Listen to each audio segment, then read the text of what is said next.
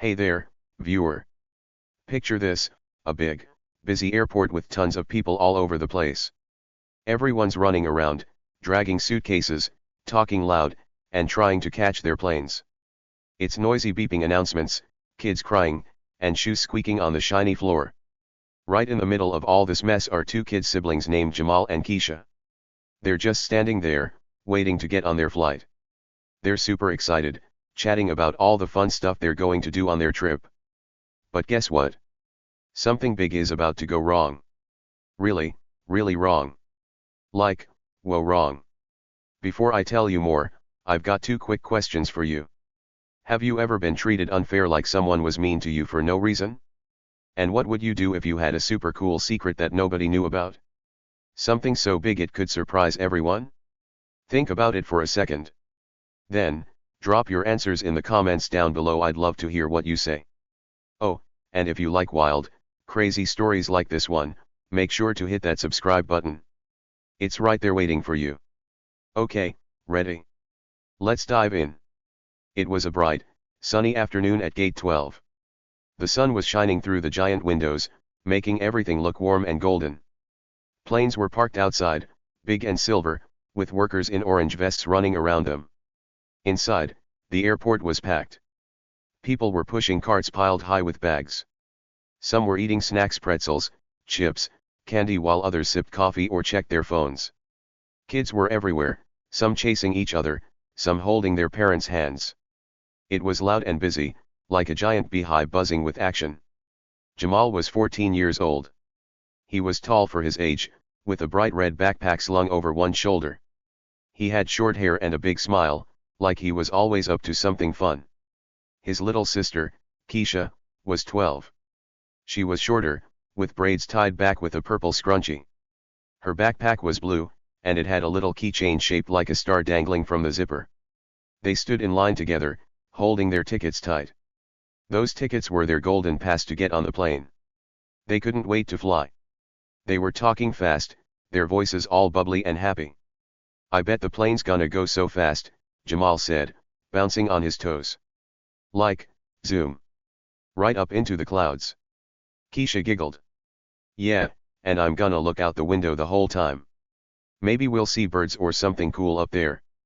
They were going on a trip somewhere fun, somewhere far away. They didn't say exactly where, but you could tell it was a big deal. Maybe to a beach with sand and waves, or a city with tall buildings and bright lights. Wherever it was, they were pumped. Their eyes were shining, and they kept looking at the plane outside the window. It was right there, so close, waiting for them to climb on. The line moved slow. People shuffled forward, one step at a time. Jamal and Keisha didn't mind too much. They had their tickets, their bags, and each other. They looked like any other kids you'd see at an airport, normal, happy, ready to go. But here's the thing. Here's the big, sneaky secret: they weren't just any kids. Nope. Not even close. Nobody around them had a clue who they really were. Not the lady in front of them with the big hat. Not the guy behind them texting on his phone. Not the workers scanning tickets at the gate. And definitely not Sarah. Who's Sarah? Oh, you'll see. She's super important in this story. Sarah was the flight attendant for their plane. She was tall, with blonde hair pulled back tight in a bun. She wore a blue uniform with a little name tag that said Sarah in curly letters. She looked fancy, like she was in charge. But her voice? It was sharp, like a knife cutting through the air. And her eyes? They were even sharper, darting around, watching everyone. She stood by the gate, checking people as they walked onto the plane. She had a clipboard in her hand and a frown on her face. Something about her said, "Don't mess with me." But guess what? She was about to mess with the wrong people. Jamal and Keisha didn't notice her yet. They were too busy talking and laughing. The line moved a little more, and they got closer to the gate. Their plane was right outside a big one with sky-high Airlines painted on the side in blue and white letters. It looked shiny and new, like it could fly anywhere in the world. The engines hummed, low and deep, ready to roar. Jamal peeked out the window and grinned. "That's our ride," he said. Keisha nodded, clutching her ticket tighter. They were almost there. Around them, the airport kept buzzing. A little boy dropped his toy car, and it rolled under a chair. His mom bent down to grab it while he cried. An old man with a cane shuffled by, muttering about how airports used to be quieter. A lady in a pink coat yelled into her phone, "I'm at gate 12, where are you?" Overhead, a voice crackled through the speakers, "Flight 237 to Miami, now boarding at gate 12. That was their flight? Jamal and Keisha perked up, standing straighter. It was almost their turn. The line moved again. Now they were just a few people away from the gate. Jamal adjusted his backpack, making sure it sat right on his shoulder. Keisha zipped hers up, double-checking she had everything. They were ready. The lady with the big hat stepped up to the gate and handed over her ticket. Sarah took it, scanned it with a little beep, and waved her through. "Next." Sarah called, her voice loud and bossy. The guy with the phone went next. Beep. Next. Another lady with a suitcase. Beep. Next. Then it was Jamal and Keisha's turn. They stepped up together, side by side. Jamal held out his ticket first, smiling big. Keisha held hers too, standing on her tiptoes to see over the counter.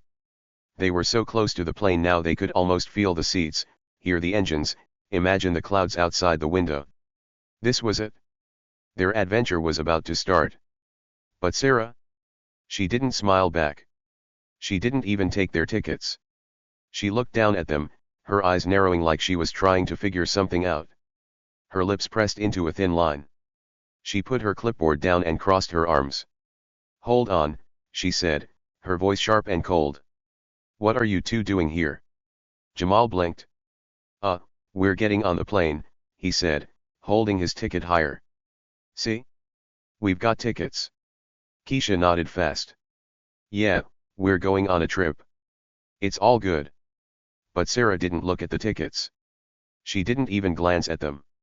She just stared at Jamal and Keisha, her frown getting deeper.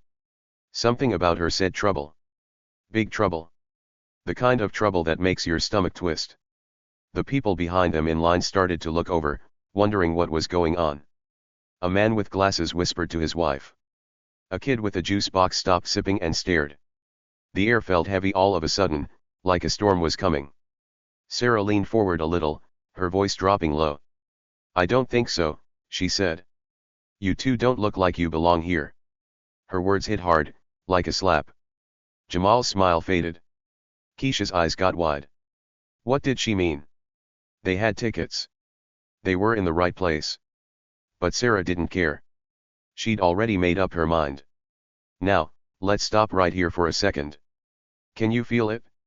Something's not right." Jamal and Keisha were just minding their own business, ready for their trip. But Sarah, she's about to change everything. And here's the kicker, she has no idea what she's walking into. No clue at all. See, Jamal and Keisha? They've got a secret. A big one. Bigger than the plane, bigger than the airport, bigger than anything Sarah could guess. Nobody knew who they really were, not the passengers, not the crew, and definitely not her. What's the secret? Oh, I can't tell you yet. That'd ruin the fun. But I'll give you a tiny hint, it's got something to do with that plane outside. And Sarah? She's about to make a mistake so huge, it's going to turn her whole world upside down. She thinks she's in charge, but she's not. Not even close. This sunny afternoon at gate 12 is about to get wild, and Jamal and Keisha? They're right at the center of it. So, what's going to happen next? Why's Sarah acting so mean? And what's this big secret that's hiding behind those tickets? Stick with me, because this story's just getting started. It's going to twist, it's going to turn, and it's going to surprise you. Trust me, you won't see it coming. But for now, let's leave Jamal and Keisha standing there, with Sarah glaring down at them. The airport's still buzzing, the plane's still waiting, and something big is brewing. Ready for more? I hope so. Alright, let's dive into the section. I'll write the setting, the conflict and tension part for you, stretching it to at least 9,000 words. I'll use super simple English like what a 4th or 6th grader would get easily and make it exciting, full of details, and a little sneaky to keep you hooked. Here we go. Setting the conflict and tension. Sarah strutted down the aisle like she owned the plane. She walked tall, her blue uniform crisp and clean, her shoes clicking loud on the floor. Her blonde hair was pulled back tight, and her name tag gleamed under the bright lights. She moved fast, her eyes darting around, checking everything. The plane wasn't flying yet, it was still at the gate, with people settling into their seats. Some were stuffing bags under chairs, others flipping through magazines. The air smelled like coffee and airplane food, and a low hum filled the cabin from the engines outside. It was a normal day on Flight 237. Or so everyone thought. Then Sarah spotted them, Jamal and Keisha. They were sitting near the front, in first class. You know, the fancy part of the plane with big seats and extra space. Jamal, 14, had his red backpack on the floor next to him. He was looking out the window, watching the workers load bags onto the plane. Keisha, 12, was in the seat beside him, her blue backpack tucked under her feet. She was playing with her star keychain, twirling it around her finger. They looked happy, chatting quietly, waiting for takeoff. But Sarah didn't like what she saw. Not one bit. She stopped right in front of them, her shadow falling over their seats. You two, she snapped, her voice sharp like a teacher yelling at a noisy class. She pointed at them with a long finger, her nail painted red. Where are your parents? Kids like you don't belong in first class. Her words hit hard, loud enough for everyone nearby to hear. They stung, like a bee buzzing too close. Jamal froze, his eyes wide. Keisha stopped twirling her keychain and looked up. The whole plane got quiet for a second. Heads turned. Eyes stared. The other passengers couldn't help it, they had to look. A man with a beard in the next row peeked over his newspaper. A lady with big earrings turned her head, her mouth open a little. Two kids a few seats back popped up to see, their mom shushing them quick. Some people whispered to each other, their voices low and sneaky. What's going on? One guy muttered. Who are those kids? A lady asked. The whispers spread like ripples in a puddle, bouncing around the cabin. Everyone wanted to know what Sarah was up to. Jamal clenched his fists tight, his knuckles turning white. He was mad, really mad. Inside, his heart was pounding fast, like a drum beating in his chest. He didn't like how Sarah talked to them, like they were troublemakers or something. They weren't doing anything wrong. Keisha, though. She stayed calm. She just smiled, a small, quiet smile, like she knew something nobody else did. That smile was sneaky, hiding a big secret behind it. Her eyes twinkled a little, but she didn't say anything yet. She just sat there, waiting. Sarah stood taller, her arms crossed now. She glared down at them, her lips pressed into a thin, angry line. Well, she said, tapping her foot. I asked you a question. Where are your parents? Her voice was loud again, echoing through the plane. She wanted answers, and she wanted them now. She didn't care who heard. She didn't care who stared. To her, Jamal and Keisha didn't fit. They were kids, two kids in first class, and that didn't make sense in her head. Jamal took a deep breath. He tried to stay cool, even though he wanted to shout. We have tickets, he said, his voice steady but firm. He held them up high, the little pieces of paper flapping in his hand. They were real tickets, white with blue writing, the kind you get when you pay for a seat. See? We're supposed to be here. He looked right at Sarah, waiting for her to check them. He thought that would fix everything. Tickets prove you belong, right? Keisha nodded fast, backing him up. Yeah, she said, her voice soft but clear. We're not lost or anything. We paid for these seats. She pointed at the tickets too, her braids bouncing a little as she moved. She sounded sure, like there was no way Sarah could argue. The tickets were right there, plain as day. All Sarah had to do was look. But Sarah didn't look. Not even a tiny peek. She didn't reach for the tickets. She didn't check the names or the seat numbers. She just stood there, her eyes hard and cold. I don't think so, she sneered, her voice dripping with something mean. Her nose wrinkled up, like she smelled something bad. You're in the wrong place. Off the plane. Now. She pointed at the door, her arm straight and stiff. She wasn't asking, she was telling. And she wasn't waiting. The words hit Jamal like a punch. Wrong place? Off the plane? He blinked fast, trying to figure out what she meant. They had tickets. They were in their seats. First class or not, they belonged there. His face got hot, and his hands shook a little. Inside, he was boiling. He wanted to yell, "Look at the tickets, lady." But he didn't. He bit his lip instead, holding it in. Keisha stayed quiet too, but that little smile never left her face. It was like she wasn't scared at all, like she knew something big was coming. Sarah crossed her arms again, waiting. She tapped her foot louder now, the clicks bouncing off the walls. "Go on," she said. "Move it." Her eyes flicked to the other passengers, like she was daring them to say something. Nobody did. The man with the beard ducked behind his newspaper. The lady with the earrings looked away, pretending to fix her purse. The kids sank back into their seats, their mom whispering, "SHH, don't stare." Everyone watched, but nobody helped. It was just Jamal, Keisha, and Sarah now. Jamal looked at Keisha. She looked back at him. For a second, they didn't move. They just sat there, tickets still in Jamal's hand. The plane was quiet, too quiet. You could hear the hum of the engines outside, the little creaks of the seats, the sound of Sarah's foot tapping. Then Keisha nodded, just a tiny bit. Jamal sighed. They didn't argue. They didn't yell.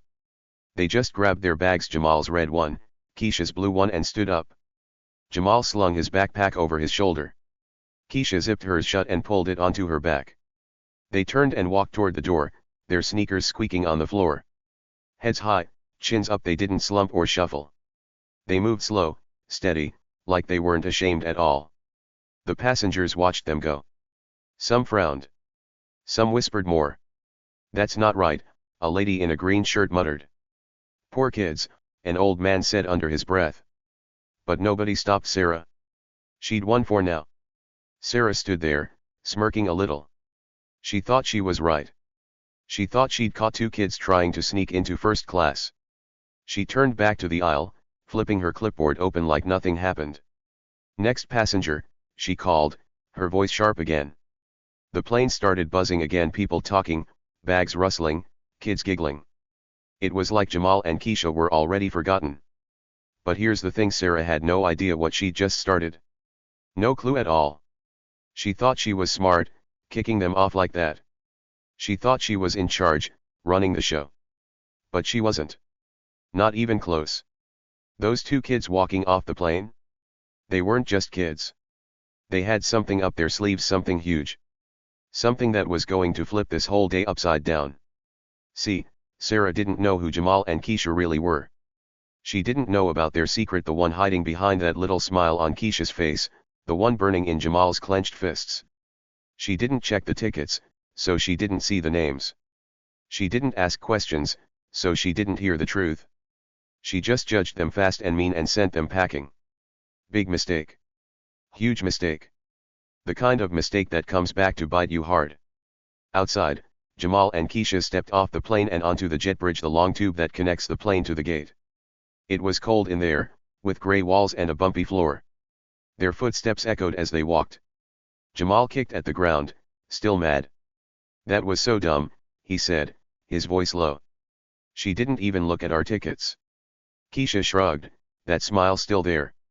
"Don't worry," she said. "She's gonna find out soon." Her words were quiet, but they had a spark like a match ready to light a fire. Jamal looked at her, his eyebrows up. "You think so?" he asked. Keisha nodded. "Oh yeah. She's in for it." Back on the plane, Sarah kept working. She checked more tickets, waved more people to their seats.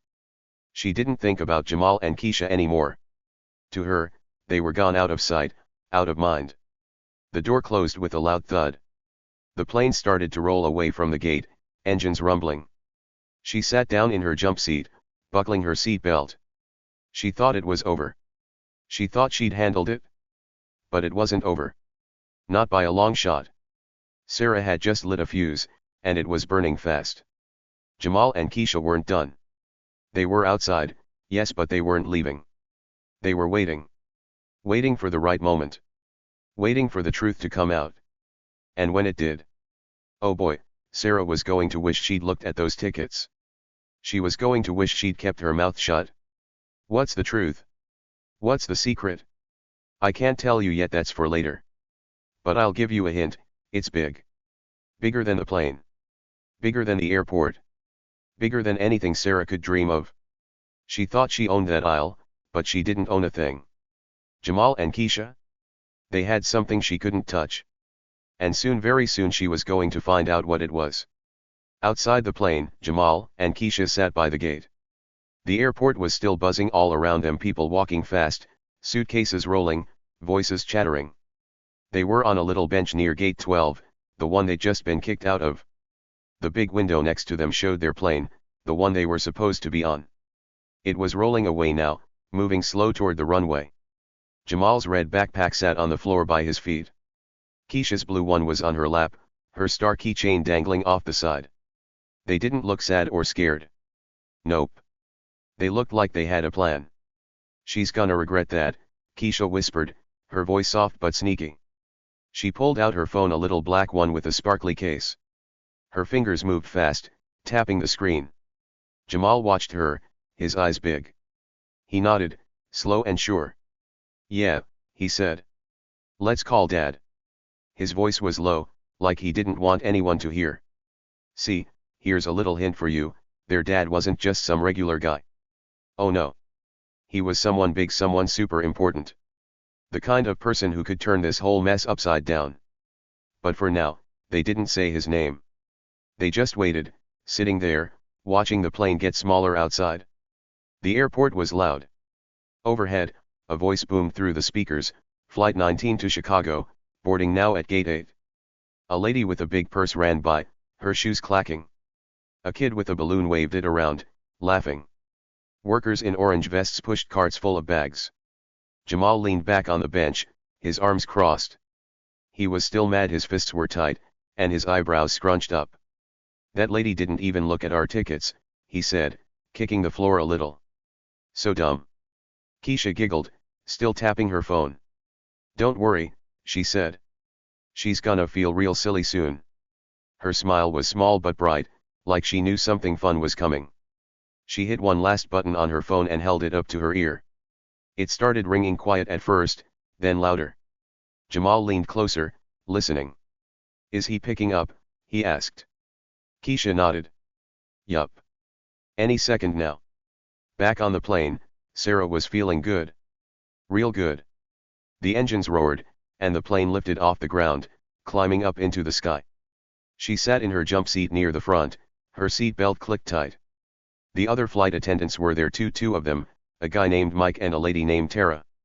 They wore the same blue uniforms, but they didn't look as bossy as Sarah. She leaned over to them, grinning big. Can you believe those kids thought they could sneak into first class? She laughed, her voice loud and sharp. Mike raised an eyebrow. Kids? He asked, buckling his seat belt. What kids? Sarah waved her hand like it was no big deal. These two, some boy and his little sister. They were sitting up front, acting all comfy. I told them to get off. No way they belonged there. She laughed again, a big, mean laugh. They didn't even argue, just grabbed their bags and left.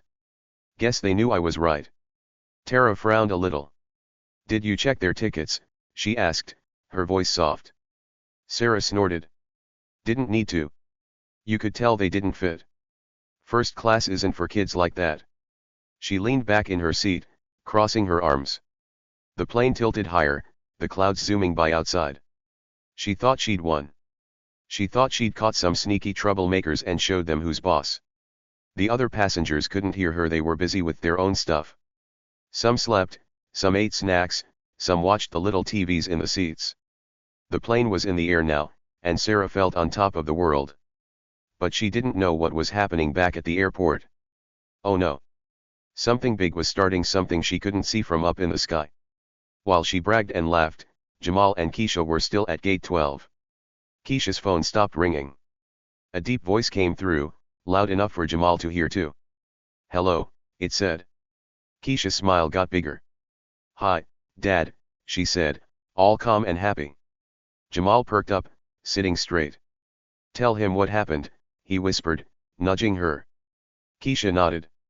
Dad, we're at the airport, she said into the phone. We were on the plane, but this lady kicked us off. She said we didn't belong in first class. She wouldn't even look at our tickets. The voice on the phone got quieter, but you could tell it was serious. Jamal and Keisha couldn't hear all the words, but they knew their dad was listening hard. What's he saying? Jamal asked, leaning closer. Keisha held up a finger, telling him to wait. Okay, Dad, she said after a minute. Yeah, we're fine. We're just sitting by the gate now. She paused, then grinned. Okay. See you soon. She hung up, slipping the phone back in her pocket. Jamal stared at her. What did he say? He asked, his eyes wide. Keisha shrugged, but her smile was sneaky again. He's coming, she said. And he's not happy. Jamal's mouth dropped open a little. Then he grinned too. Good, he said. That lady's in trouble now. Outside, the airport kept moving. People walked by the gate, not paying much attention to the two kids on the bench. A worker swept the floor with a big broom.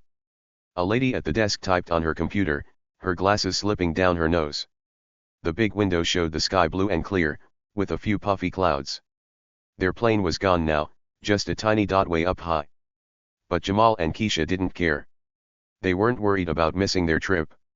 They knew something better was coming. Meanwhile, something big was happening outside the airport. A fancy black car rolled up to the curb. It was shiny, long, and sleek like the kind you see in movies. The windows were dark, so you couldn't see inside. It stopped right by the doors, and the engine purred soft and low. People walking by turned to look. Who's that? A guy with a suitcase said to his friend. Fancy car, the friend said back, whistling. The airport doors slid open with a whoosh, and a tall man stepped out of the car. He was big, tall and strong, with broad shoulders. He wore a sharp suit, black and crisp, with a white shirt underneath. His shoes shone like mirrors, clicking on the pavement as he walked. His face was serious, his jaw tight. He didn't smile. He didn't wave. He just moved fast, heading straight for the airport doors. People started whispering again, their voices buzzing like bees. Who's that guy? A lady with a stroller asked. Looks important, a man with a coffee said. The whispers grew louder as he walked inside. Back at gate 12, Jamal and Keisha were still waiting. Jamal tapped his foot, watching the window. How long's it gonna take? He asked. Keisha shrugged again. Not long, she said. Dad's fast when he's mad. She leaned back on the bench, swinging her legs a little.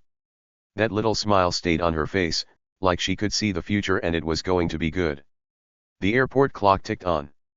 Minutes passed 5, then 10. People kept moving, dragging bags, sipping drinks, talking loud. A little girl dropped her teddy bear, and her dad picked it up quick. A worker pushed a cart of water bottles by, the wheels squeaking. Outside, planes took off and landed, their engines roaring. Jamal and Keisha just sat there, calm and quiet. They didn't need to rush. They didn't need to worry. They had their dad and that was enough. Then, the airport doors slid open again. That tall man in the suit walked in. He didn't stop to look around. He didn't ask for directions. He knew where he was going. His shoes clicked loud on the shiny floor, and his suit swished as he moved.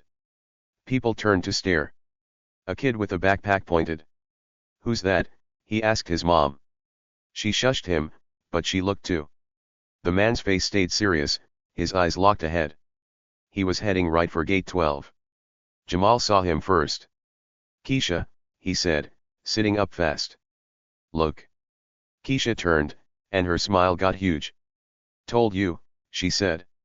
The man walked closer, his step steady and strong. People moved out of his way without him saying a word. He was like a storm coming, big, quiet, and unstoppable. The whispers got louder now. Is he famous? A lady asked. Maybe a movie star, a guy said. But he wasn't a movie star. He was something else, something way bigger. He stopped right in front of Jamal and Keisha. They jumped up, grabbing their bags. Dad. Keisha said, her voice bright. Jamal grinned. You're here. The man nodded, just once. You okay? He asked, his voice deep and calm. They both nodded fast. Yeah, Jamal said. But that lady was mean. She kicked us off for no reason.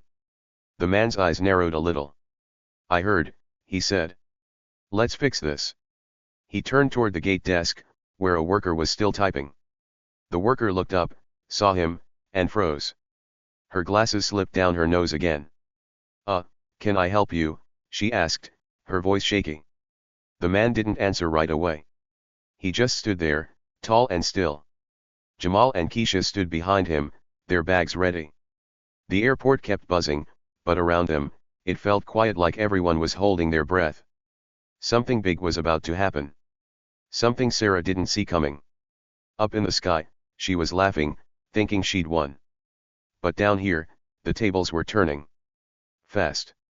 See, here's another hint, that man, their dad, he wasn't just important. He was the kind of important that changes everything. Sarah thought she'd kicked out 2 random kids. She thought she was smart. But she didn't know who she was messing with. Not yet. Jamal and Keisha waited with their dad, and the airport waited too. The clock ticked. The whispers grew. And the secret? It was getting closer to coming out. The man in the suit, Jamal and Keisha's dad, stood tall in front of the gate desk. The worker behind it, a lady with short brown hair and big glasses, stared up at him. Her hands hovered over her keyboard, like she forgot what she was typing. The airport was still noisy, people talking, bags rolling, planes rumbling outside, but around gate 12, it felt different. Everyone nearby was watching, waiting to see what would happen. Jamal and Keisha stood close to their dad, their backpacks on, ready for whatever came next. Sir, the worker said again, her voice wobbly. Can I help you? She pushed her glasses up her nose, blinking fast. She looked nervous, like she wasn't sure what to do. The man didn't smile. He didn't frown either. His face was just serious, like a statue. Yes, he said, his voice deep and steady. My kids were on flight 237. Someone kicked them off. I want to know why. The worker's eyes got big. She glanced at Jamal and Keisha, then back at the man. Oh, okay, she said, her fingers shaking a little as she started typing. Let me check the flight log. What's your name? The man leaned forward just a bit. Marcus Jackson, he said, clear and loud. The worker typed faster, her keys clicking like little drums. Jamal nudged Keisha with his elbow. Here we go, he whispered. Keisha nodded, her sneaky smile growing. The airport kept moving around them. A guy with a loud shirt dragged a suitcase past, muttering about being late. A little boy ran by, his sneakers squeaking, chasing a toy plane his mom held up. Overhead, the speaker crackled, Flight 42 to Dallas, final call at gate 10. People rushed by, some looking at Marcus and the kids, some too busy to care. But the whispers were spreading. Marcus Jackson, a lady with a coffee cup said to her friend. That sounds familiar. Her friend shrugged. Maybe he's rich or something. Back on the plane, Sarah had no idea what was happening below. The plane was high in the sky now, cruising through fluffy white clouds.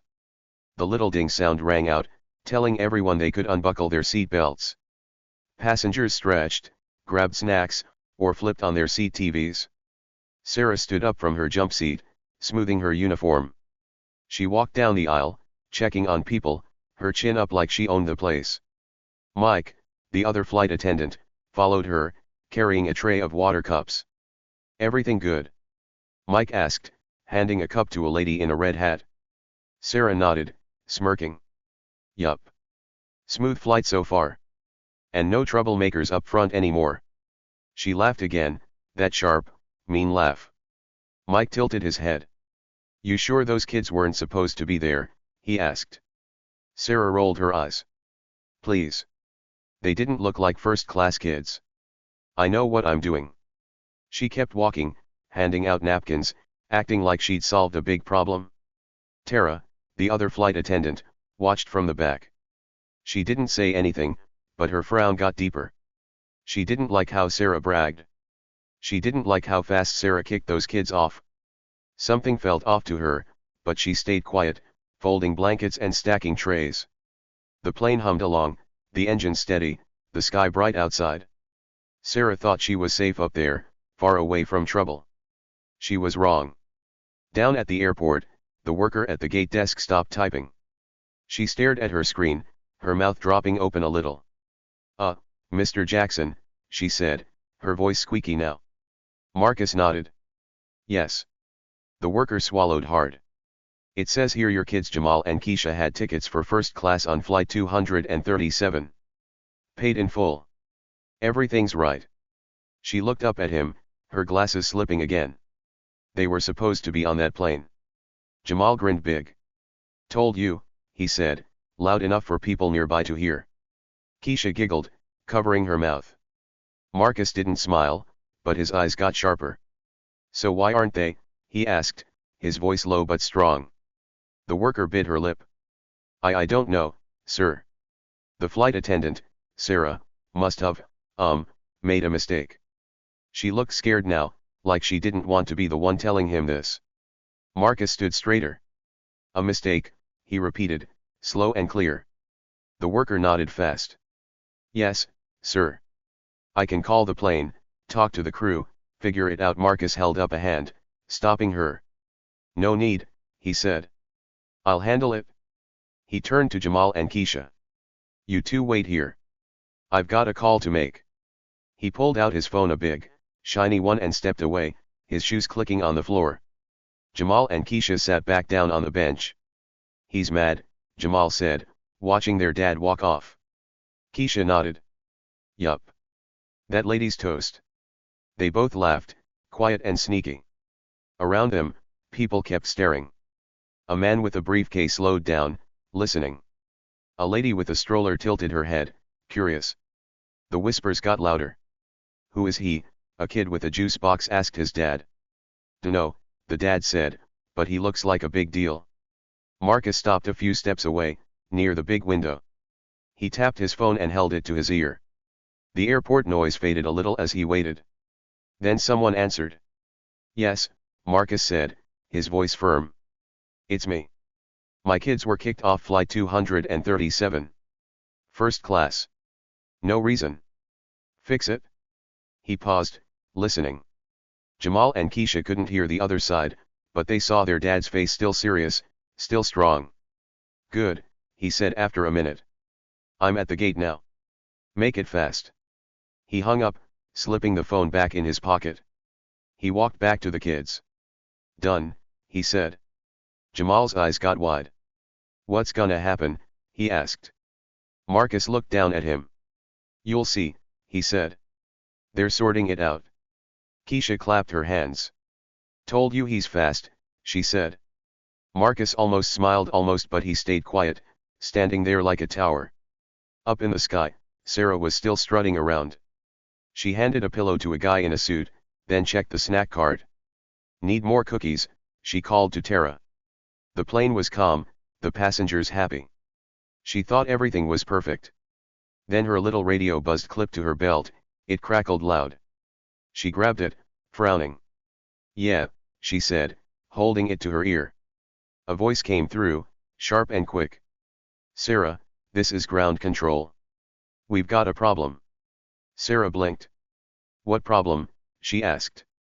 The voice got louder. Those kids you kicked off? They had first-class tickets. And their dad's Marcus Jackson.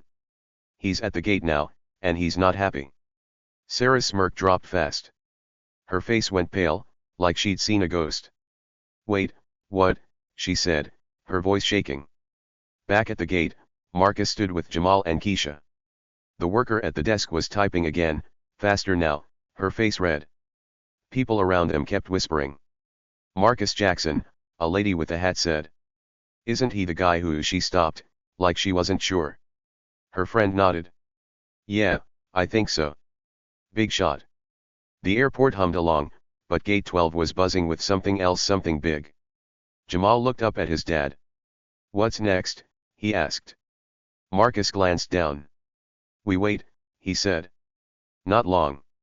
Keisha swung her legs, her keychain jangling. She's gonna be so mad, she said, giggling. And she was right. Up in the plane, Sarah's day was about to get a lot worse. The secret was creeping out, little by little, and the mess she started was growing bigger every second. The worker at the gate desk looked up again. Mr. Jackson, she said, her voice small. I just got a message. The plane's turning around. Jamal's jaw dropped. What? He said, jumping up. Keisha clapped again. No way. Marcus nodded, calm as ever. Good, he said. They should be here soon. The whispers turned into gasps. Turning around, a man with glasses said, loud enough for everyone to hear. That's crazy, a lady with a purse added. People crowded closer to the window, trying to see.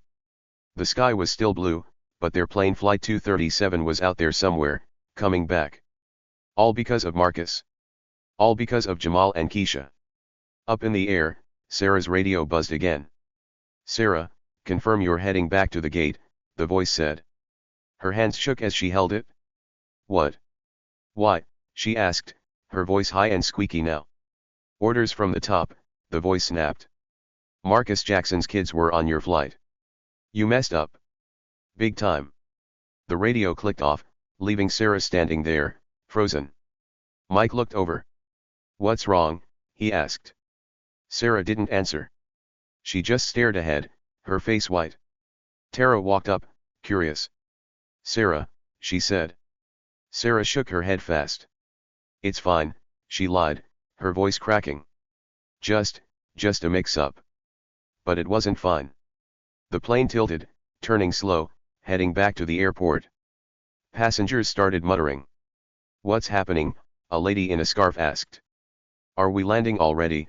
A guy with headphones said. Sarah didn't answer them. She couldn't. Back at gate 12, Jamal and Keisha watched the window. Can you see it yet? Jamal asked, squinting. Keisha shook her head. Not yet. But it's coming. Marcus stood still, his arms crossed. The worker kept typing, her face sweaty now. The crowd grew, more people, more whispers. Who's Marcus Jackson? A kid with a hat asked. Someone important, his mom said, shushing him. Minutes ticked by. The airport stayed busy, planes landing, people rushing, speakers blaring. But at gate 12, everyone waited. Then, out in the sky, a little dot appeared. It got bigger, closer. There. Keisha yelled, pointing. Jamal jumped up. That's it? The plane Flight 237 came into view, its engines loud, its wings shining. It rolled toward the gate, slow and steady. Sarah's mess was coming home. The secret was almost out. And the airport? It was about to get wild. All right, let's dive into this. I'll write the climax and big reveal section for you, stretching it to at least 9,000 words. I'll use super simple English like a 4th or 6th grader can easily understand and make it exciting, dramatic, and full of big moments to keep you hooked. Here we go. Climax and big reveal. The plane landed with a soft thud, its wheels squeaking on the runway.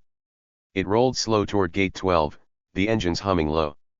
Inside, Sarah was still feeling proud. She stood up straight, her blue uniform neat, her blonde hair tied in a bun. The passengers were getting ready to leave, grabbing bags, stretching legs, zipping jackets. The flight was over, and Sarah thought she'd done a great job.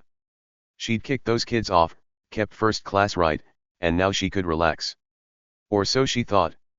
The plane stopped at the gate, and the jet bridge clicked into place. The door opened with a loud whoosh, letting in a gust of cool air. Passengers started walking out, one by one. Some smiled, some yawned, some dragged big suitcases. Sarah stood by the door, her hands behind her back. Goodbye, she said to each one, her smile big but fake. Thanks for flying with us. Have a nice day. Her voice was sweet, like candy, but it didn't match her eyes.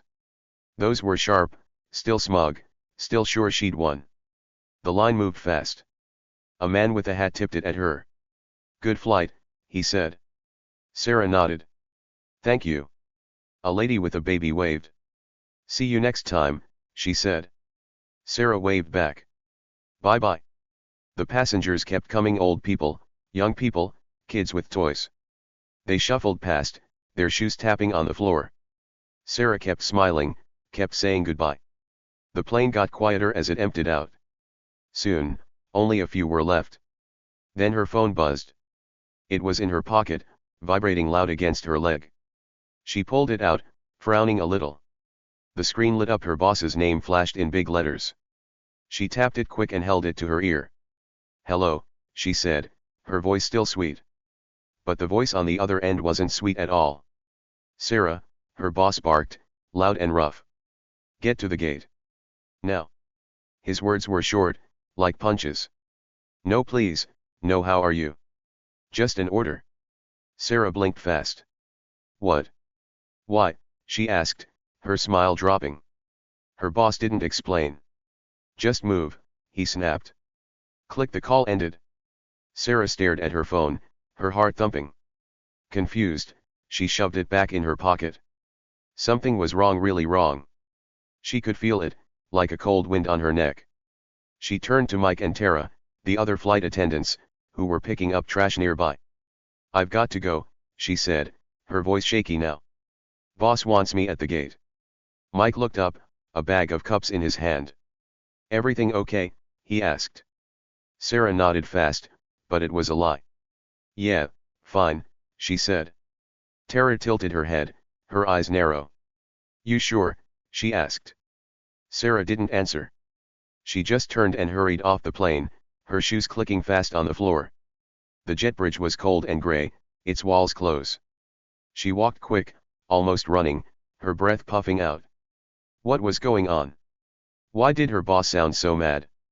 Outside, the airport was busy as ever. People rushed by with bags and coffee cups. The big windows showed planes parked and moving, their lights blinking in the afternoon sun. Sarah stepped out of the jet bridge and into Gate 12. She looked around, her eyes darting. The gate was crowded, passengers from her flight, workers, random people waiting for other planes. Then she saw them. Right there, in the middle of it all, Jamal and Keisha. They stood by the bench, their backpacks on. Jamal's was red, Keisha's was blue with that star keychain swinging. They weren't alone. Next to them was a tall man in a suit, black and fancy, his shoes shiny like glass. His face was serious, his arms crossed. Sarah froze. Her feet stuck to the floor like glue. Her heart jumped up to her throat. Who was that guy? Why were those kids back? She'd kicked them off hours ago, before the plane even took off. They were gone. Done. Right? The crowd around the gate got quiet. People stopped talking, stopped moving. Eyes turned to Sarah, then to the kids, then to the man. Whispers started, soft at first, like wind rustling leaves. Who's that? A lady with a purse muttered. Those the kids from the plane, a guy with a phone asked. Sarah's hands got sweaty. She wiped them on her uniform, trying to look calm. But she wasn't calm. Not even a little. The man stepped forward, slow and strong. His suit swished, his shoes clicked. He stopped a few feet from Sarah, looking down at her. She had to tilt her head up to see his face. He was tall, really tall, and his eyes were dark and steady.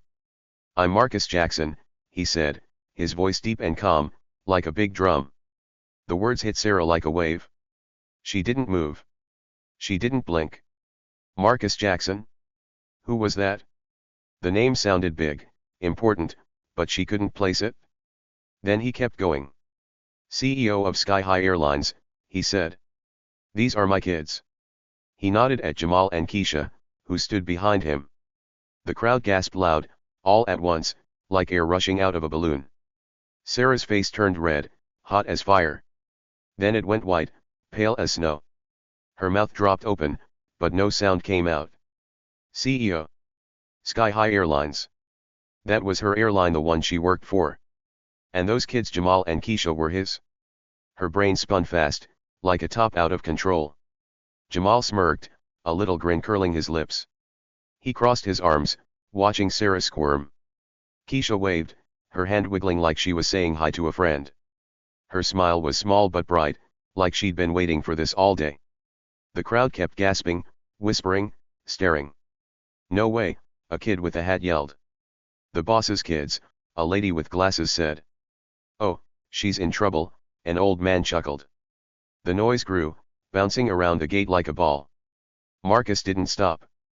His voice stayed calm, but it cut through the noise like a knife. "You kicked them off my plane," he said, pointing at Sarah. You judged them without even checking their tickets. Big mistake. Each word landed heavy, like a rock dropping in water. Sarah's legs shook. She wanted to run, to hide, but she couldn't move. Her fake smile was long gone. Her eyes darted to Marcus, to the kids, to the crowd. Everyone was watching her now. Big mistake, she thought, her head spinning. She remembered it clear as day standing in the aisle, snapping at Jamal and Keisha. Kids like you don't belong in first class, she'd said. She hadn't looked at their tickets. She hadn't asked questions. She just saw two kids, figured they were in the wrong place, and told them to get off. She'd been so sure, so proud. But now she saw those tickets in her head, tickets she never checked. Tickets with names. Jackson. Marcus Jackson's kids. Jamal stepped forward a little, still smirking. We told you we had tickets, he said, his voice loud enough for the crowd to hear. You didn't listen. Keisha nodded fast. Yeah, she said. You were all mean and bossy. The crowd owed, like they were watching a show. She didn't even look, a guy with a backpack shouted. That's messed up, a lady with a stroller said. Sarah's face got redder. She wanted to yell back, to argue, but her throat was dry. No words came out. Marcus kept his eyes on her. Sky High doesn't treat people like that, he said. Not passengers. Not my kids. You messed up, Sarah. His voice was steady, but it stung. Sarah's hands shook. She opened her mouth again, trying to talk. I didn't know, she stammered, her voice small and squeaky. I thought she stopped. What could she say? She thought they didn't belong? She thought they were lying? It sounded dumb now, even to her. The crowd didn't care about her excuses. They were buzzing, loud, and excited. She kicked the CEO's kids off, a man with a coffee cup yelled. Can you believe it, a lady with earrings laughed. People pulled out phones, snapping pictures, recording videos. Flashlights blinked in Sarah's face. She blinked fast, stepping back. The gate was a mess now, people pushing closer, voices shouting, workers staring from the desk. Jamal and Keisha stood tall behind their dad. Jamal's smirk grew bigger. Told you she'd regret it, he whispered to Keisha. She giggled, waving again. Hi, Sarah, she called, like it was a game. Sarah's eyes flicked to her, then away. She couldn't look at them. She couldn't look at anyone. Her boss's voice echoed in her head, get to the gate. Now. He knew. Marcus knew. Everyone knew. Marcus turned to the crowd for a second. These are my kids, he said again, loud and clear. Jamal and Keisha Jackson. They had every right to be on that plane. First class. Paid for. But he pointed at Sarah, decided they didn't. Without proof. Without asking. The crowd gasped again, even louder. Boo, a kid with a juice box yelled. That's not fair, a lady with a scarf shouted. Sarah shrank back, her shoulders hunching. The worker at the gate desk peeked over, her glasses foggy now. Mr. Jackson, she said, her voice tiny. I checked the tickets. They were real. First class, seats 2A and 2B. She held up a paper, waving it like proof. The crowd owed again. See? Jamal said, pointing. We weren't lying. Keisha clapped her hands. Told you so. Sarah's stomach twisted. Proof. Right there. And she'd missed it? Marcus looked back at Sarah. You judged them, he said. You didn't check. You just acted. That's not how we work here. His words were slow, heavy, like bricks stacking up. Sarah's mouth moved, but still no sound. Her face was a mix of red and white now, her eyes wide. She'd messed with the wrong family. Big time. The CEO's family. Her boss's boss's boss. And now she stood there, alone, with everyone watching. The gate was wild now. People clapped, cheered, shouted. Yeah, Mr. Jackson, a guy with a hat called. She's done for, a lady with a phone laughed. Phones kept flashing, voices kept rising. Sarah stepped back again, bumping into the wall. She wanted to disappear. She wanted to rewind the day, check those tickets, Say sorry. But it was too late. The big reveal was out. Marcus Jackson, CEO of Sky High Airlines, was their dad. And she'd kicked his kids off his plane. Jamal and Keisha watched it all, standing close to Marcus.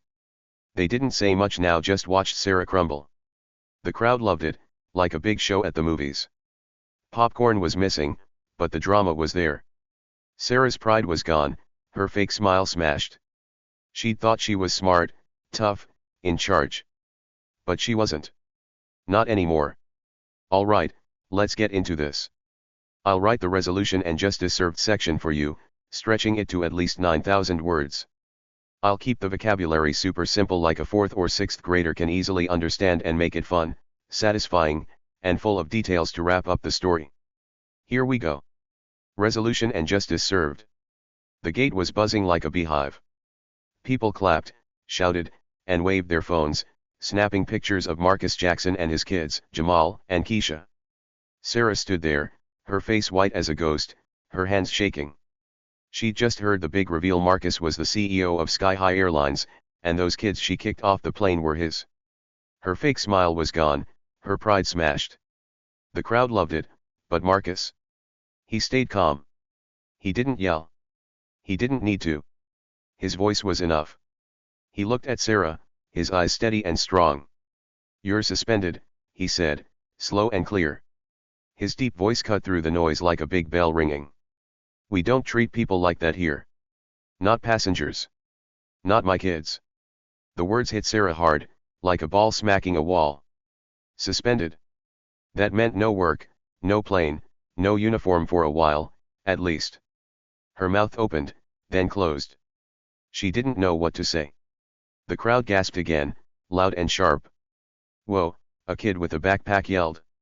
"She's out," a lady with a hat cheered. Sarah's head dropped. Her shoulders slumped, like all the air went out of her. She looked small now, not bossy or proud anymore. Marcus didn't move. He just stood there, tall in his black suit, his arms crossed. Then 2 security guards walked up. They were big guys, wearing dark blue shirts with badges that sparkled under the lights. One had a walkie-talkie crackling on his belt. "Miss," the first guard said, his voice firm but not mean. "Come with us." The second guard nodded, pointing toward the back of the gate. Sarah didn't fight. She couldn't. Her legs wobbled as she turned, her shoes clicking slow on the floor. The guards walked beside her, one on each side, guiding her away. Her head stayed down, her blonde hair falling loose from its bun. She didn't look at the crowd, didn't look at Marcus, didn't look at Jamal or Keisha. She just walked, step by step, out of sight. The crowd watched her go. "Bye-bye," a guy with a coffee cup called, waving. "Serves her right," a lady with earrings laughed. The noise grew, clapping, cheering, talking, all mixing together like a big party. The other workers at the gate stared, their eyes wide. The lady at the desk, the one with glasses, stopped typing. Her mouth hung open a little, like she couldn't believe it. A guy in an orange vest, pushing a cart, froze mid-step. "She's suspended," he whispered to another worker. "Yup," the other guy said, shaking his head.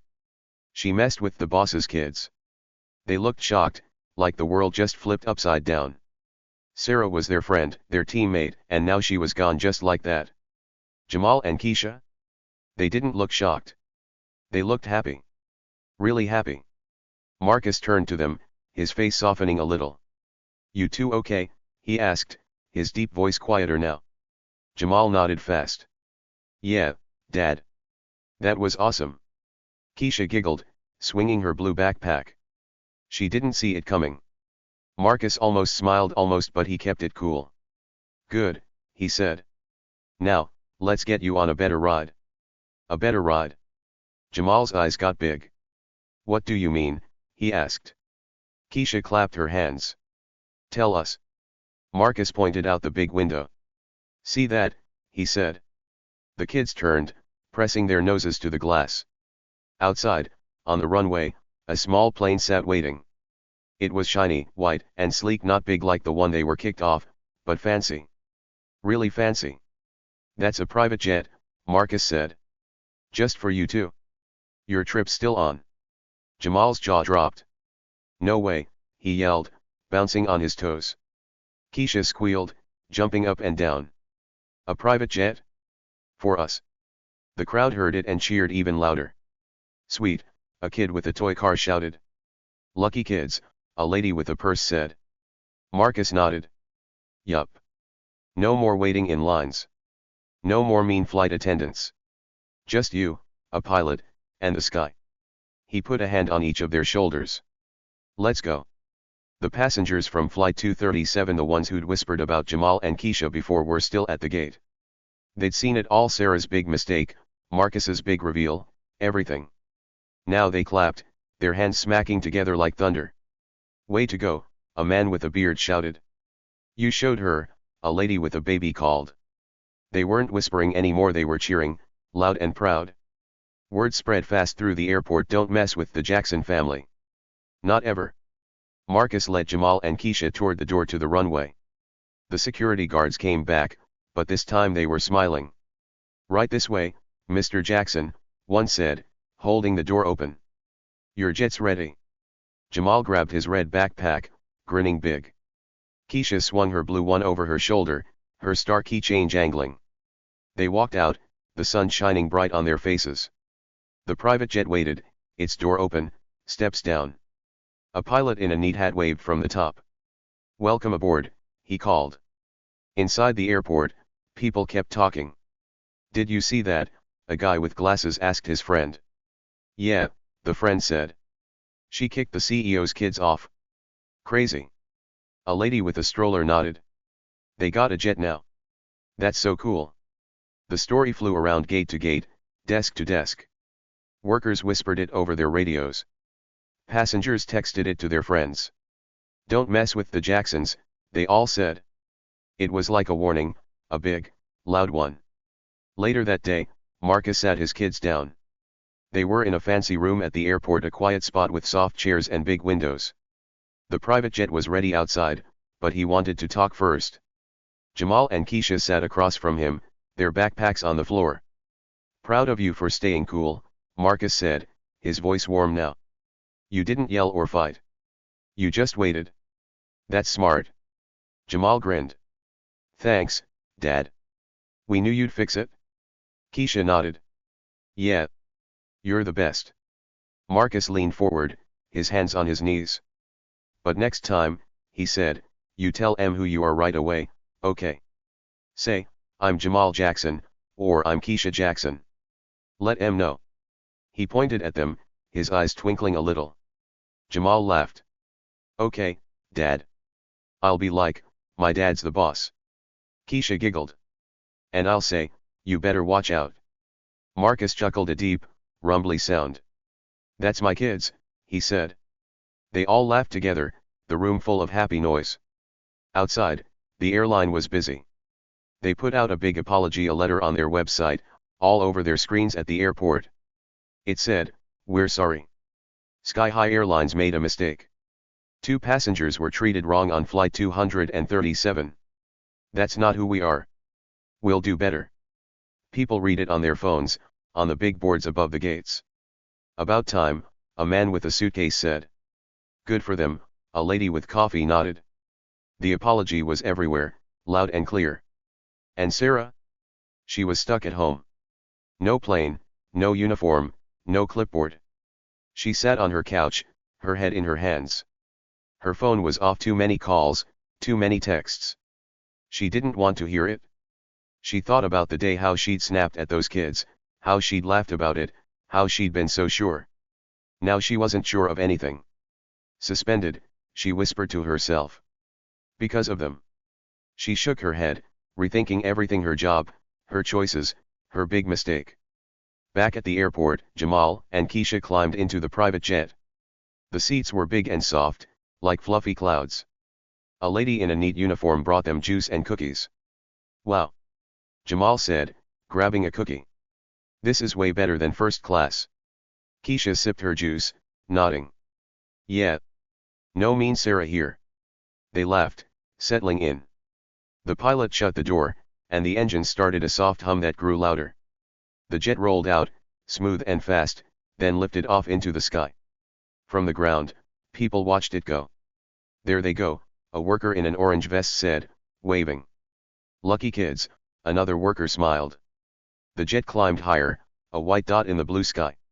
Inside, Jamal looked out the window. "This is awesome," he said. Keisha nodded. "Best trip ever." They didn't care about Flight 237 anymore. They didn't care about Sarah. They had their jet, their dad, and their adventure. The airport settled down, but the story didn't. It spread through the gates, through the city, through the news. CEO's kids kicked off plane, get private jet, one headline said. Flight attendant suspended after big mistake, another shouted. People talked about it at home, at school, at work. Don't mess with the Jackson family, they all agreed.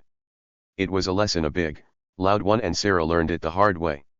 Marcus watched the jet from the runway, his suit still sharp, his face calm again. He'd fixed it, like he always did. His kids were safe, happy, flying high. Sarah was gone, the airline was sorry, and justice was served. Simple as that. All right, let's keep going with the resolution and justice served section. I'll pick up right where we left off and stretch it out until we hit at least 5,000 words total for this continuation. I'll use super simple English like a 4th or 6th grader can understand and keep it exciting, fun, and full of details to wrap things up nicely. Here we go. Resolution and justice served, continued. Marcus stood on the runway, watching the private jet climb higher into the sky. The sun was shining bright, making the white plane glow like a star. Its engines roared soft at first, then faded as it got smaller, a little dot disappearing into the blue. He didn't move, just stood there in his sharp black suit, his hands in his pockets. His face was calm again, like a lake with no waves. He'd fixed everything. Sarah was gone, his kids were happy, and the airline knew better now. That's how he worked, quiet, strong, and fast. Back at Gate 12, the crowd was still buzzing. People clapped and cheered as the jet took off, their voices loud and happy. "Go, Jamal and Keisha," a guy with a big hat shouted, waving his arms. "That's so cool," a little girl with pigtails squealed, jumping up and down. Her mom smiled, holding her hand.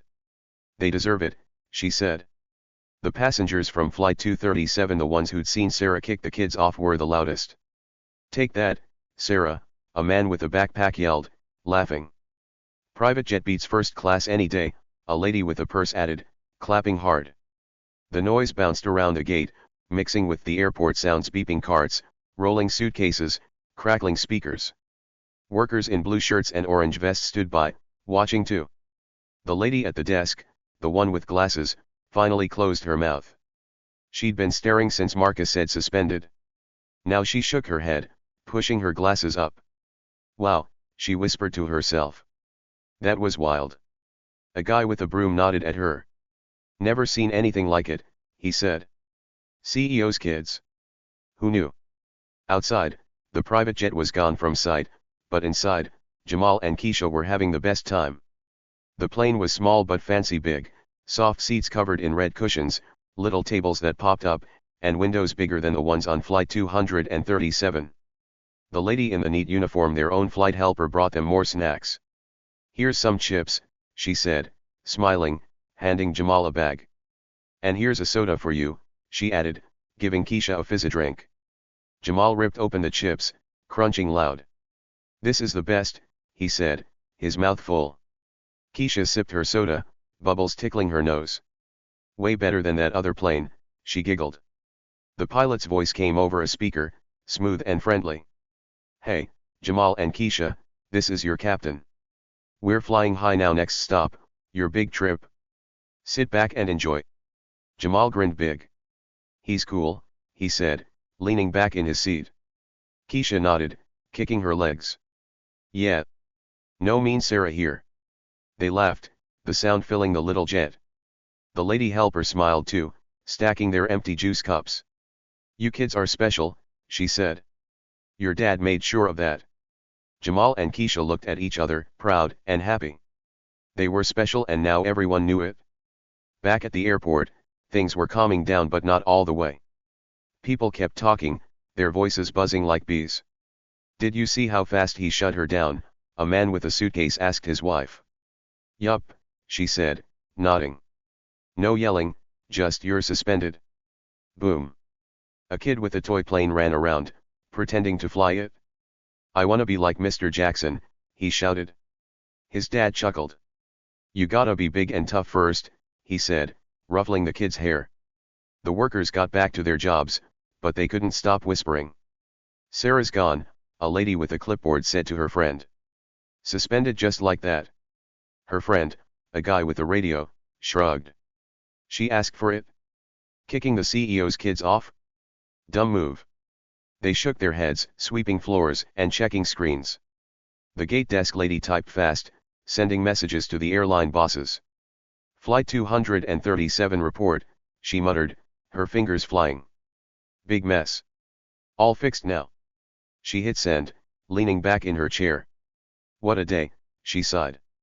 Marcus walked back inside from the runway. His shoes clicked on the shiny floor, loud and steady.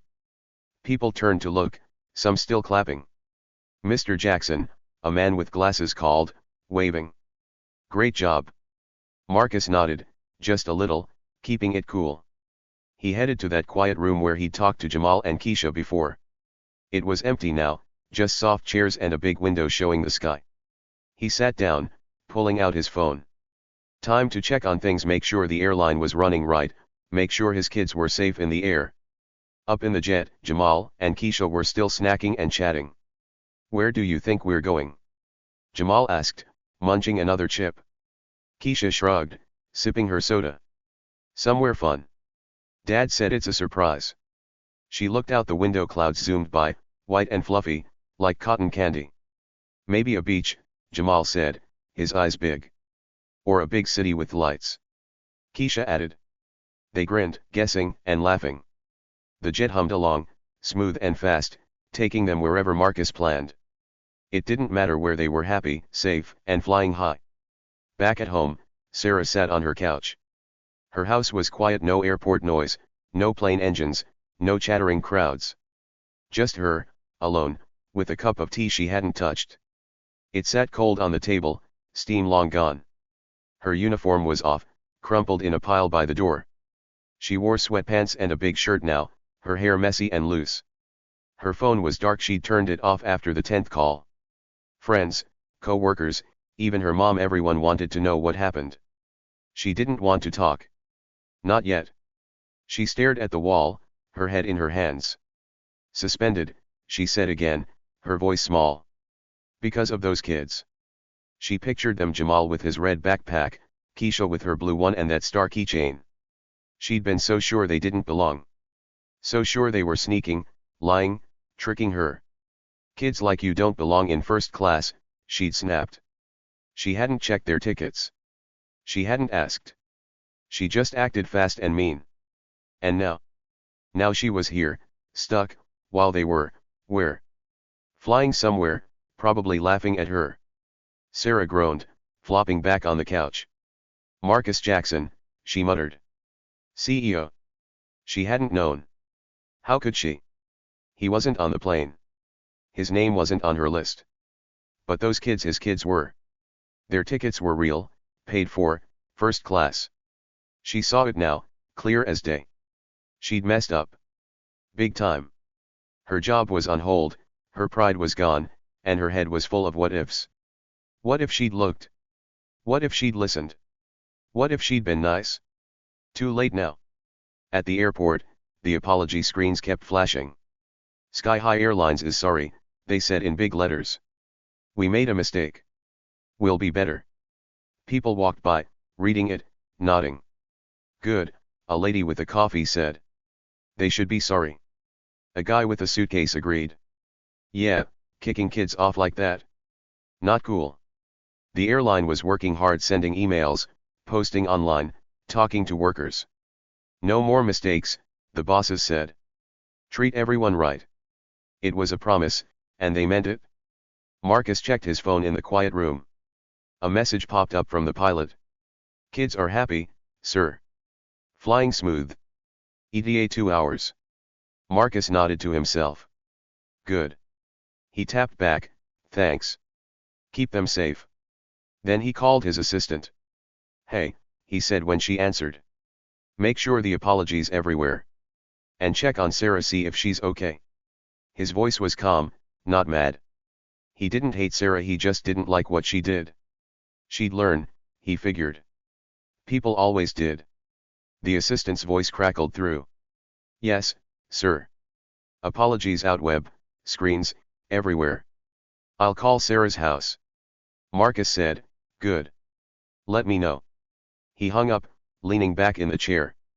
The window showed the sky blue and clear, with a few clouds drifting slow. His kids were up there, safe and happy. That's what mattered. The rest? It was done. Up in the jet, Jamal finished his chips and grabbed a cookie. This is like a movie, he said, crumbs on his shirt. Keisha laughed, wiping her hands. Yeah. We're the stars. The lady helper brought them blankets soft and warm. Nap time if you want, she said, smiling. Jamal shook his head. No way. Too excited? Keisha pulled the blanket over her lap anyway. Maybe later, she said. The jet kept flying, the world below tiny and far away. Back at the airport, the day went on. Planes took off, planes landed. People rushed, people waited. But gate 12? It was quiet now. The crowd moved on, the workers got busy again. The story stayed, though whispers, texts, news. Don't mess with the Jacksons, people said, over and over. It stuck, like glue. Sarah's lesson was everyone's lesson now. Sarah's phone buzzed at home, she turned it back on. It was the airline assistant. Hi, Sarah, the lady said, soft and kind. Just checking in. You okay? Sarah sighed. Yeah, she lied. I'm fine. The assistant paused. Okay. Take care. We'll talk soon. The call ended. Sarah stared at the ceiling. Fine, she muttered. She wasn't fine, not yet. But she'd think about it. She'd rethink everything. Marcus stood up, ready to leave the quiet room. His job was done, kids happy, justice served. He walked out, his shoes clicking, his suit still sharp. The airport hummed around him, but he was calm. Always calm. That's how he won. All right, let's wrap this up with a bang. I'll write the reflective or inspiring closing section for you, stretching it to at least 9,000 words. I'll keep the vocabulary super simple, like a 4th or 6th grader can easily understand, and make it fun, thoughtful, and inspiring to leave you with a big, happy feeling. Here we go. Reflective or inspiring closing. So, what's the lesson here? That's what we're gonna talk about now.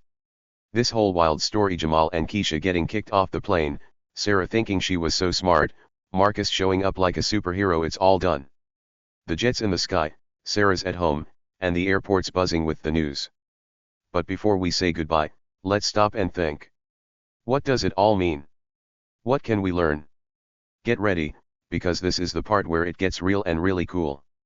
Here's the big idea: sometimes, the people you look down on are the ones who'll surprise you most.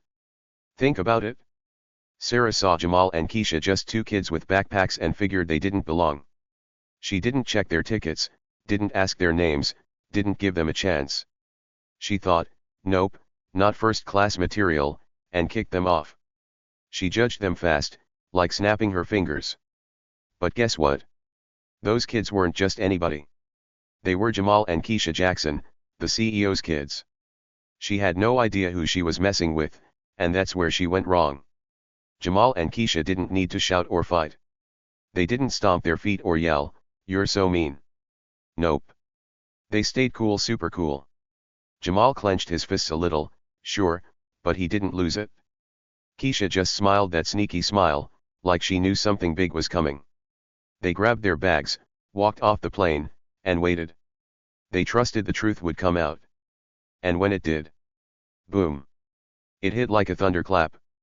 Marcus showed up, dropped the big reveal, and everything flipped upside down. Sarah's pride?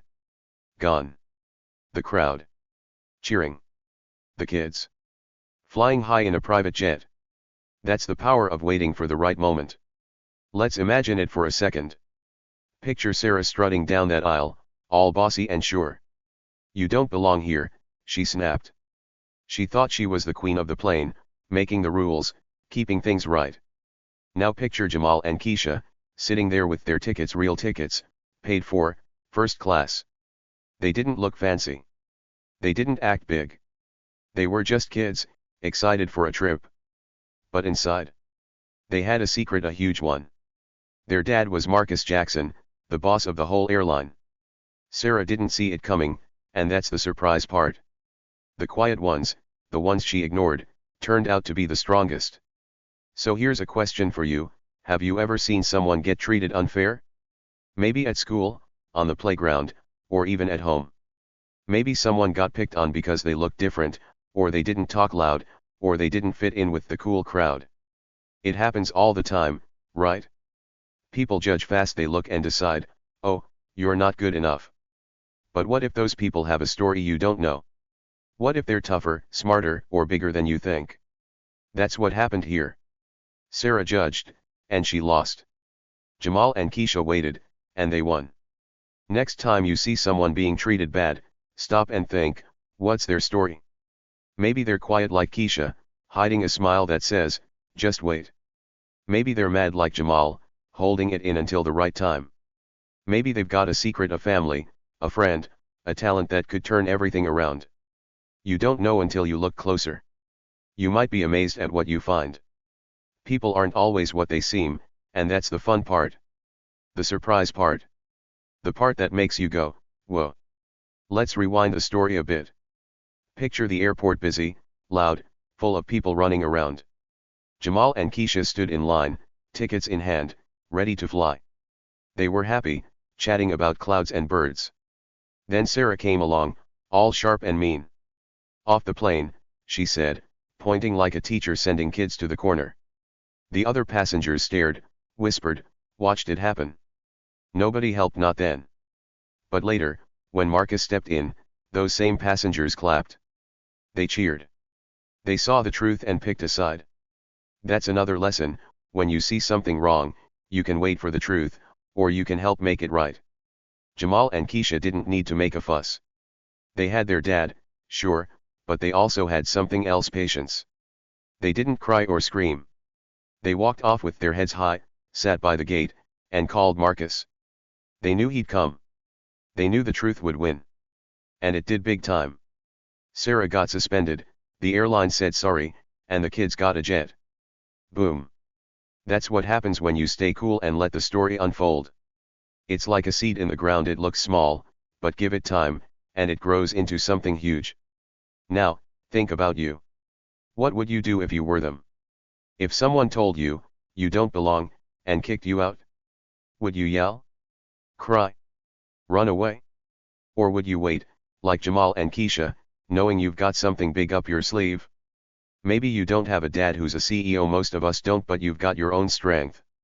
Your own story. Maybe it's your friends, your ideas, your heart. That's your power, and nobody can take it away. Next time someone looks down on you, remember this story. Smile like Keisha. Stand tall like Jamal. Wait for your moment. It'll come. Let's paint a picture. Imagine you're at school. Some kid says, you can't play with us, you're not cool enough. It stings, right? You feel small, like Sarah made Jamal and Keisha feel. But what if you've got a trick they don't know? Maybe you're awesome at basketball, or you draw the best pictures, or you've got a best friend who'd back you up any day. You don't need to shout it. Just wait. Show it when the time's right. That kid. They'll be surprised, just like Sarah was. And you? You'll be the one smiling. This story's about more than planes and jets. It's about people, how we treat them, how we see them. Sarah saw two kids and made up her mind. She didn't dig deeper. She didn't ask. She missed the truth, and it cost her. Marcus saw his kids and knew their worth. He stepped in, calm and strong, and fixed it. The crowd. They watched, learned, cheered. We're all part of it every day, everywhere. We can judge fast, or we can wait and see. We can be Sarah, or we can be better. So, what's your lesson? Mine's this: don't judge too quick. Give people a chance. Look for their story. You might find a Jamal, a Keisha, a Marcus, someone who'll surprise you, lift you up, change the game. And if you're the one getting judged, hold your head high. Wait your turn. Your truth will shine, and when it does boom, it'll be awesome. Life's full of surprises, and you're one of them. Believe it? Thanks for sticking with me through this crazy ride. From the airport line to the private jet, we've seen it all: Sarah's mistake, Marcus's power, Jamal and Keisha's win. It's been fun, right? Now it's your turn. Drop a comment below, tell me what you'd do if you were them. Would you wait like they did? Call your own Marcus? Fly off in your own jet? I wanna hear it. Hit that button, type it out, and let's keep the story going. You're awesome, and I can't wait to see what you say. See you next time.